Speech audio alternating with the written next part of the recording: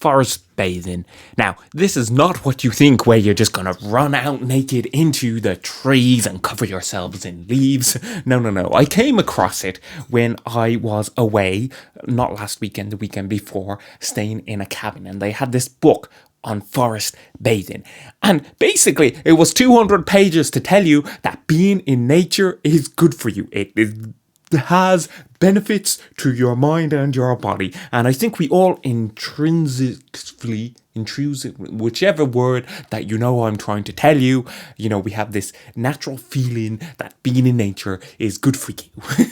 And it was a 200-page book to tell you that these benefits. And apparently when it started, this whole term of forest bathing, I'd never even heard of it before, but apparently it's been going on since like the 80s. And back then they were just like making up stuff to sound kind of impressive, to sell a marketing being in the forests in Japan.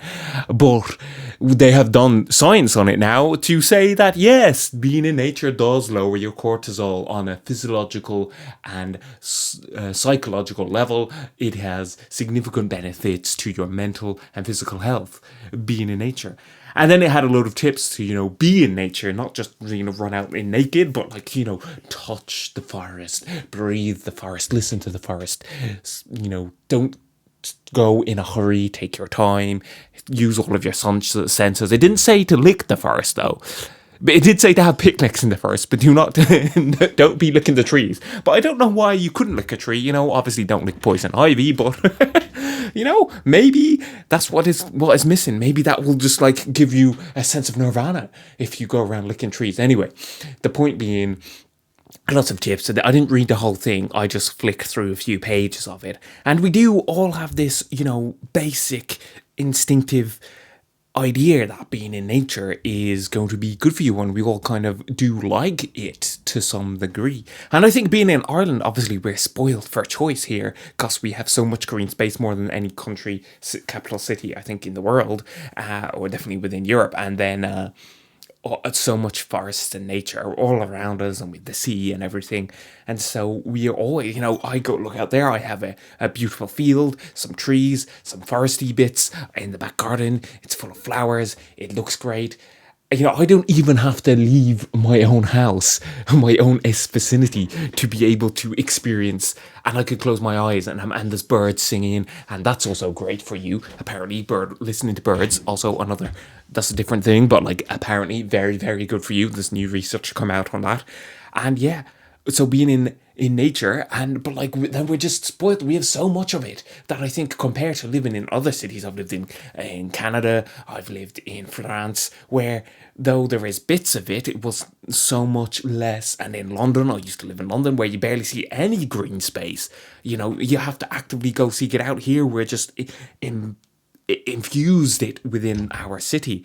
And I guess that hopefully the air absolutely feels cleaner here than in London. London is disgusting, So being in Ireland, we have very clean air, and you do feel that. Anyway, the point being was, in going and just being in the presence of nature is good for you. And I guess there was a 200-page book to tell you that. And it's good that there is science to now back up that fact, that claim.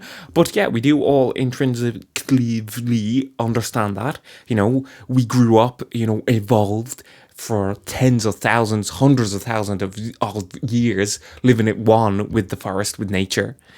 And it is only in modern times, in modern urbanization, where beyond just agriculture, but in moving into cityscapes, that we have seen a significant decrease with the amount of people. And you can totally imagine, if you lived in these places where you never see anything green, that it would have a significant detrimental effect on your mental and physical being.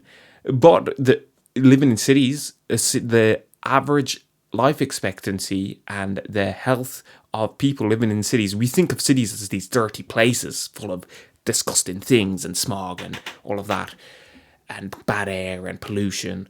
But life and health metrics go up in cities. So it is a fascinating part of, studying people and sociology, I guess, and the ecology of humans, that being in a city will because it's counterintuitive to some degree. You think being in the nature, but I guess it's like you need a bit of both. I think living in cities gives you access to a lot more things, and then blah blah blah. Anyway, that's a different tangent to go down. The point being is, nature is good for you. And we needed a book to tell us that. We all knew it already, but there is a book, an official book. So yeah, go into the woods, run around naked, and lick some trees. Have a great day. I wish you the best of luck.